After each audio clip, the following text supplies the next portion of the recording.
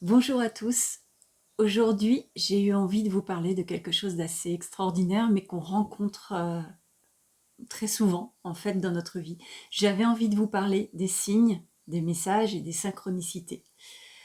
Alors, pour ça, j'ai une histoire assez incroyable que je viens de vivre avec une amie, Laurence. Donc, je fais aussi cette petite capsule pour elle. Laurence vient de perdre malheureusement son chien. C'est l'amour de sa vie, Fram. Et elle a perdu son chien juste là, le week-end dernier, alors que je venais de faire une interview avec Nicole mercredi, qu'elle avait écouté bien sûr l'intervention de Nicole, son interview absolument formidable. Je vous renvoie à l'interview de Nicole d'ailleurs, Nicole Dron, qui nous parlait des expériences de mort imminente, de sa rencontre qu'elle avait faite avec son frère décédé quand il était bébé et de sa rencontre avec l'être de lumière qui lui a parlé qui lui a posé cette question: comment as-tu aimé, qu'as-tu fait pour les autres? Et puis Laurence d'ailleurs avait posé la question dans les commentaires de savoir si on retrouvait nos animaux quand ils étaient partis de l'autre côté. Nicole lui avait répondu, et là je vous renvoie vraiment à la réponse de Nicole qui va être très complète et très intéressante. Elle lui avait répondu que, bien évidemment, et elle avait une histoire toute personnelle avec ça, c'était son histoire à elle, hein, où quand elle a fait son expérience de mort imminente, elle a rencontré une petite chienne avec une tache blanche là, et qui lui a dit: est-ce que tu me reprendras? Elle lui avait répondu: oui, je te reprendrai. Et par la suite, elle l'avait rencontré dans sa vie terrestre. Je vous renvoie à l'émission avec Nicole pour parler de ça, pour l'entendre, pour voir à quel point c'était touchant. Laurence a entendu la réponse de Nicole. Quelques jours après, malheureusement, ça n'était pas prévu. Son chien Fram est parti de l'autre côté. Elle m'appelle, elle me parle de son désespoir, de son désarroi. Et je viens la voir avec ma propre chienne, Ray, chienne blanche. C'est tout un contexte, hein. Je devais voir mon frère, donc j'ai pris ma chienne avant pour aller me balader. Et donc je retrouve Laurence en lui demandant: bah, est-ce que, puisque j'ai ma chienne, j'ai pas le temps de la ramener à la maison, est-ce que tu veux bien nous recevoir toutes les deux? Elle m'a dit oui. Je lui ai proposé que les chiens se rencontrent à l'extérieur de la maison. C'est ce que dit Tony Sylvestre dans Esprit Dog, parce que j'ai deux chiens et j'écoute beaucoup de Tony Sylvestre et Esprit Dog, qui est un éleveur canin, qui a des super conseils, vraiment top comme ça. Et donc, il explique que pour que deux chiens se rencontrent pour la première fois, notamment, bien évidemment, quand le premier chien est chez lui, il vaut mieux ne pas les faire se rencontrer à la maison ou dans le jardin, mais dans un espace neutre. Donc, j'ai proposé à Laurence qu'on se rencontre dans un espace ailleurs que dans son jardin, puisqu'elle avait son deuxième chien, hein, je précise. Elle me dit oui. Elle dit: on va aller se promener dans le petit chemin en face. Nous y allons. Et là, euh, depuis le début de la promenade, je pensais à la balle de son chien parti, donc de Fram, qui était de l'autre côté, donc qui est mort. J'y pensais depuis le début de la balade, j'entendais sa balle, et j'y pensais, et je me disais: bon, je vais peut-être pas lui parler de sa balle. Bon, j'écoutais Laurence. À un moment donné, donc Laurence, je lui propose, parce elle avait la tristesse qui était extrêmement forte, je lui propose d'accueillir cette émotion de tristesse. Et pour ça, je vous renvoie aussi à la capsule sur l'accueil des émotions, où je parle justement de cette pratique que je fais, qui est d'accueillir l'émotion au sens sensation physique dans le corps, d'observer, de se mettre en observateur, donc à distance de ces émotions, pour ne pas commencer à partir dans les pensées. En fait, je fais ça parce que c'est les pensées. Et donc d'être juste en observateur neutre des sensations physiques pour qu'elles évoluent, qu'elles ne se bloquent pas, qu'elles circulent. Et donc je propose de faire ça à Laurence, qui l'accepte volontiers. Elle ferme les yeux, elle commence à me dire: bah, c'est dans le ventre. Et puis là, donc je lui dis: ben, et ta respiration, elle est où? Donc elle commence à observer sa respiration qui se modifie. Et là, dans cet état d'accueil, je vois, pendant qu'elle était dans cet état d'accueil, moi je l'accompagnais, je vois ma chienne, Ray, ma chienne berger blanc suisse, Ray, qui part directement vers un endroit, comme ça je la vois se diriger, mais un petit peu plus loin, hein, vraiment pas à côté, et se dirige tout droit vers quelque chose. Elle prend quelque chose, elle revient, et j'entends un bruit, pop, pop, pop, comme ça. Et là je me dis: mais Enfin, en fait, je me dis pas grand-chose. Il y a quelque chose qui arrive, qui me traverse en quelque sorte. Et je dis, mais ce serait pas sa balle, ça. Et pour moi, c'était la balle du chien, de Fram. Je savais pas hein, qu'il y avait la balle, je ne l'avais pas vue, j'avais juste entendu le bruit, j'avais vu Ray partir et je ne sais pas pourquoi j'ai dit cette phrase. Donc je dis cette phrase à Laurence qui ouvre les yeux, qui voit cette balle et qui, là, ça a fait une émotion intense, forte et une ouverture pour Laurence, pour moi aussi d'ailleurs, hein, qui partageait ce moment avec beaucoup d'émotions. Et donc je vois Laurence qui me dit, mais Natacha, tu te rends pas compte après notre conversation, j'ai demandé, parce qu'on avait parlé au téléphone de Nicole Dron, de Laila Del Monte aussi, sur la communication animale. Et d'ailleurs, je précise que Laila a accepté d'avoir une jolie interview encore pour cette chaîne. Donc vous découvrirez pour certains Laila Del Monte, qui fait la communication animale. Et on en avait parlé au téléphone avec Laurence, et Laurence me dit, mais tu te rends pas compte, Natacha, je viens de demander à Fram de m'envoyer un signe. Elle me dit, elle s'est adressée comme ça à son chien, s'il te plaît, Doudou, parce qu'elle l'appelle Doudou, s'il te plaît, Doudou, envoie-moi un signe que je ne pourrai pas nier. Si je vois ta balle venir vers moi, je saurai que tu es là, que tu es vivant, que tu es présent. Et la balle est venue à elle par l'intermédiaire de ma chienne, Ray, qui l'a amenée à ses pieds. Et là, ça a fait une ouverture de conscience. J'en ai frissonné, je pleurais aussi, tellement c'était fort, c'était une évidence, quoi. Ce signe était là, son chien était là. En tout cas, pour moi, c'est comme ça que je l'interprétais. Et c'est comme ça que Laurence l'a interprété aussi. Pour elle, ça a été le signe fort que son chien était là. Ceci dit, c'est vraiment très très fort. Moi, je trouve que là, point de vue signe, on est dans de l'indéniable. Hein. Ou alors, c'est une coïncidence totalement phénoménale que j'adore. S'agissant de coïncidences, on peut dire que des coïncidences qui viennent ensemble sans lien de causalité, c'est une synchronicité. Donc là, c'est assez intéressant. Je vais vous parler des synchronicités, des signes et des messages. Et je voulais d'abord vous partager cette magnifique histoire qui est dans un contexte en plus, dans un contexte après Nicole Dron, dans le contexte d'accueil des émotions, parce que là c'est venu, cette balle est arrivée au moment où Laurence était en état d'accueil, l'état d'accueil étant un état d'amour inconditionnel pour soi, pour ce qui est, pour ce qui vit en nous et pour ce qui se passe. Et donc moi je l'ai interprété ce moment comme un message direct pour Laurence, pour moi aussi d'ailleurs, de dire regarde, là tu es en état d'accueil, et là, tu peux me rejoindre. En tout cas, c'est comme ça que je voyais le message de son chien, Fram.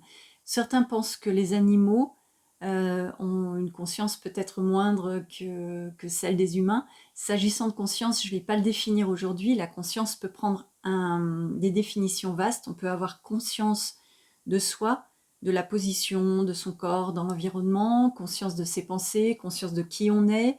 Mais on peut avoir des consciences beaucoup plus vastes et plus grandes qui peuvent aller jusqu'à des états, on va dire, des états non ordinaires, des états modifiés de conscience, ou alors là, on peut avoir accès à des informations plus vastes, plus grandes, notamment dans ce qu'on appelle le chamanisme. J'emploie le mot chamanisme dans son sens aujourd'hui général, sachant que le chamanisme, ça fait référence à une peuplade. Hein. Le chamanisme est une tradition et une pratique qui permet d'atteindre des états vraiment très vastes de conscience qui vont même jusqu'à connaître l'action des plantes, connaître les plantes, donc l'action physique, médicinale des plantes, de communiquer avec d'autres êtres, de communiquer avec les plantes. Pour ça, je ferai une autre vidéo parce que c'est quelque chose qui me fascine complètement. Certains, Olivier Chambon par exemple, a beaucoup étudié le chamanisme et ses états non ordinaires de conscience. Je vous en parlerai dans une autre vidéo. Vous verrez que il y a des liens qui peuvent être faits entre neurosciences et chamanisme. Ça a été l'objet d'un livre dont je vous parlerai une autre fois parce que c'est absolument fascinant. Maintenant, s'agissant des signes, des messages et des synchronicités, il y a 2 livres, celui de Jean-Marc Bernat, Les signes et synchronicités au-delà des espérances, qui parle vraiment spécifiquement, vous voyez, j'ai mis mes petites références là, qui parlent spécifiquement de ces signes que ce qu'il appelle les envolées nous envoient. Il y a aussi, je l'ai là, La Dame aux Anges de Céline Franou, qui est une médium avec la préface, non c'est pas la préface, avec les propos recueillis par Jean-Marc Bernat, la personne qui a écrit Les signes et les synchronicités. C'est vraiment pas mal parce que donc Céline Franou, dans La Dame aux Anges, dit qu'il y a des signes, des répétitions, des synchronicités et d'inévitables situations qui s'imposent à nous. Et selon Jean-Marc Bernat, ces signes s'inscrivent dans une logique de communication. Il y a des prénoms, des noms, des surnoms, des pseudonymes qui vont surgir sous des formes inattendues ou par série. Donc on va retrouver tout d'un coup, on va voir sur un camion, on va voir sur des panneaux publicitaires, on va voir dans des films, on va voir des noms, des prénoms, tac, ça va surgir à des moments clés. En fait, ce qui est important de tout ça, ce sont les moments clés. Alors évidemment, ma formation en psychologie, parce que pour certains, vous ne le savez pas encore et d'autres, vous le savez déjà, j'ai un master en psychologie et je suis complètement fascinée par les neurosciences, le fonctionnement humain et par la psychologie cognitive. Et donc, je m'intéresse beaucoup aux biais cognitifs. Alors, les biais cognitifs, ce sont des fonctionnements que nous avons tous en nous et qui permettent à notre cerveau, en fait, de fonctionner de façon, on va dire, rapide. Il aime bien, le cerveau, que ce soit rapide. Il aime bien que ce soit cohérent. Et donc, on en a un qui m'intéresse beaucoup dans le cas qui nous concerne là, sur les signes, les messages et les synchronicités, c'est le biais de confirmation. On peut évidemment s'interroger à savoir, tiens, est-ce que ce que je vois là, c'est pas juste quelque chose que j'ai envie de voir? C'est pour ça que Laurence s'est dit, envoie-moi un signe que je ne pourrai pas nier. Et là, pour le coup, c'est très fort, parce qu'une balle perdue que ma chienne Ray va chercher directement, et je l'ai vu, hein, elle ne s'est pas posé de questions, elle farfouillait pas en fait. Elle est allée bloum bloum bloum chercher la balle, et moi, ce qui m'interpelle, c'est que moi, depuis le début de la promenade, je pensais à la balle du chien et j'entendais sa balle et je pensais à la balle du chien et je me disais mais je ne vais pas dire ça à Laurence, enfin je ne comprends pas. Sauf que quand Ray l'a posé juste à nos pieds, donc à côté de Laurence, je n'ai pas vu la balle et j'ai dit est-ce que ce serait pas sa balle ça? Et ça m'est sorti comme ça des lèvres, j'ai sorti cette phrase et après coup je me suis dit mais pour quelle raison je lui dis ça? Mais c'est ça, pour moi, j'ai été l'instrument de tout cet ensemble. Alors, je reviens au biais de confirmation, parce que le biais de confirmation, c'est le fait d'accorder plus d'importance aux preuves, confirmant les croyances de départ. Alors ça, c'est quelque chose d'un peu étonnant qu'on a beaucoup étudié en psychologie, et il faut toujours se méfier de ces biais de confirmation parce que, par exemple, si vous êtes complètement convaincu d'une chose, politique, religion, si vous êtes convaincu d'une chose, je vais prendre l'exemple récent, vaccin, pas vaccin, on s'est tous trouvés confrontés à cette question-là, on va nécessairement accorder vraiment beaucoup plus de poids et d'importance à tout ce qui confirme notre hypothèse de départ, qui va dans le sens donc de confirmation de l'hypothèse de départ. On va pouvoir aussi s'interroger sur cette question grâce aux écrits, aux travaux de Carl Gustav Jung, ce célèbre psychiatre suisse, qui a parlé, c'est lui qui a aussi parlé de synchronicité. Alors la synchronicité, il l'a définie comme une coïncidence temporelle sans lien causal, donc sans que l'une ait causé l'arrivée de l'autre, donc des coïncidences sans lien de causalité entre elles, l'une n'étant pas à l'origine de l'autre, et qui arrivent dans un temps en fait identique, quasiment identique. Je reprends, pour ceux qui ne connaissent pas, la célèbre histoire du scarabée doré. Il s'agit pour cette histoire d'un moment où Carl Gustav Jung était avec une de ses patientes, un petit peu, bon, on va dire, très carrée en fait, rationnelle, et qui, bon, sa thérapie en fait n'avançait pas. Et puis cette personne lui parle d'un rêve qu'elle avait fait où on lui donnait un scarabée doré, scarabée égyptien, pour ceux également qui connaissent la mythologie égyptienne. On lui donnait un scarabée doré en même temps qu'elle racontait son rêve à Jung. Jung entendait un petit bruit à la fenêtre, il se retourne et là, il y avait un scarabée doré. Donc la patiente a été complètement scotchée et ça a fait une ouverture à ce moment-là, un changement dans la thérapie. C'est ça le but des synchronicités, c'est de permettre une sorte de modification, d'ouverture, et je vais utiliser le mot conscience, c'est-à-dire un moment de libération de quelque chose sans qu'on soit complètement en prise avec nos pensées, nos croyances, etc.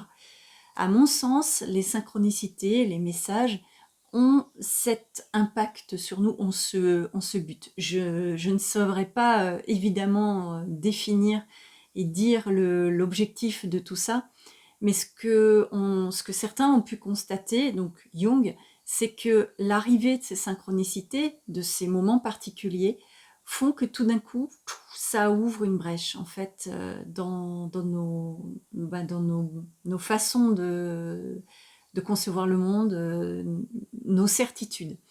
Je vous avais déjà dit, et c'est l'important pour moi, je vous avais déjà dit dans une autre vidéo que nous sommes, je vais remodéliser avec ça, c'était autre chose, mais j'avais montré avec mes petits coquillages, là ça va pas être des coquillages, ça va être un aimant.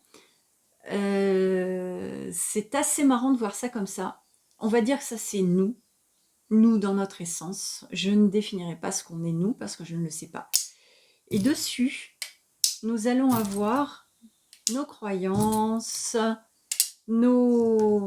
tout en fait, notre histoire, tout ce qu'on a appris sur nous, toutes nos expériences, toutes nos blessures, tous nos schémas en fait réactionnels. Ça fait une sacrée quantité de choses. Donc on va construire des choses, on va construire une personnalité à partir de tout ça. Une personnalité plus ou moins en accord avec nous-mêmes. Plus ou moins, je ne sais pas moi, une personnalité plus ou moins en accord aussi avec la vie, avec les autres. Et puis, à partir de ça, on interagit. Mais derrière ça, on ne se retrouve plus, en fait. On ne sait plus qui on est. On se définit à partir de choses qui ne sont pas nous. Si, par exemple, si je me définis à travers mes croyances, allez, on va en prendre une. J'ai une croyance qu'il pourrait y avoir des vies antérieures et que la conscience, telle que je la vois, est très très vaste et qu'on n'est pas juste un espace psychique, mais qu'on pourrait avoir des connaissances bien plus vastes pour reprendre les travaux de Carl Gustav Jung, qui s'opposait à Freud sur plein d'aspects, Freud étant le père de la psychanalyse tel qu'on le connaît. Donc Jung a parlé de l'inconscient collectif. Alors j'ai plutôt cette tendance, donc ça va être ma croyance, d'inconscient collectif, donc des archétypes qui se trouvent dans cet espace, qu'on peut retrouver dans cet espace d'inconscient collectif, hein, qu'on peut retrouver sous la forme de symboles, enfin ce genre de choses. Donc moi j'ai cette croyance-là. Ok, maintenant, donc on peut retrouver dans les rêves, hein, qu'on peut retrouver dans les symboles qu'on partage, qu'on peut revoir dans les films, dans nos discussions, ça peut arriver.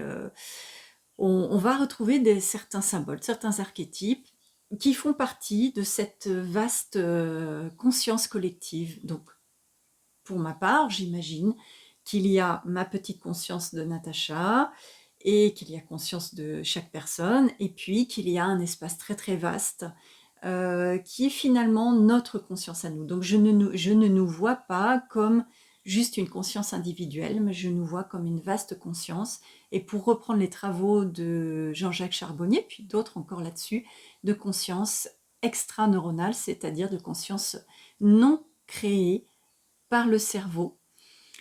Pour moi, le cerveau est un récepteur. Donc je ferai une vidéo sur la conscience pour voir un petit peu comment on peut la définir, ce qu'on peut faire avec ça, pour voir cet espace un petit peu vaste qu'on peut aller visiter. Bon, tout ça pour vous dire que si je me définis à travers cette croyance-là, donc si je crois que je suis cette croyance, donc si je m'associe à cette croyance, je peux juste m'énerver, me battre, chose que je ne ferai pas parce que je ne me définis pas avec cette croyance, mais c'est un exemple, si quelqu'un s'oppose à cette croyance. Donc je vais dire, si quelqu'un ne croit pas la même chose que moi, bah, c'est qu'il m'en veut, c'est qu'il est mon ennemi. Et souvent, vous verrez on a un petit peu, nous, en tant qu'êtres humains, malheureusement, un petit peu ce fonctionnement-là. Donc, tout ça pour expliquer que si on parvient à observer ça, en s'en détachant, en disant « Ok, ce n'est qu'une croyance, ce n'est pas forcément une vérité, mais en tout cas, ce n'est pas moi, ce sont des choses qui sont sur moi, en quelque sorte. » Si on parvient à créer un espace, on parvient à créer la liberté de l'accueil et à être à l'écoute des autres et de soi-même. À partir du moment où on s'associe à ses pensées et ses croyances, là, c'est là qu'arrive le bordel. Mais j'aime bien dire ça. Alors voilà, c'était cette première partie des 2 vidéos. J'ai fait 2 vidéos sur les signes, les messages, les synchronicités. Donc je vous retrouve pour la seconde partie. En attendant, n'oubliez pas de liker, de commenter, de vous abonner, de partager parce que ça améliore un petit peu le référencement de la chaîne sur YouTube, puis ça me fait plaisir. Je vous embrasse, à bientôt!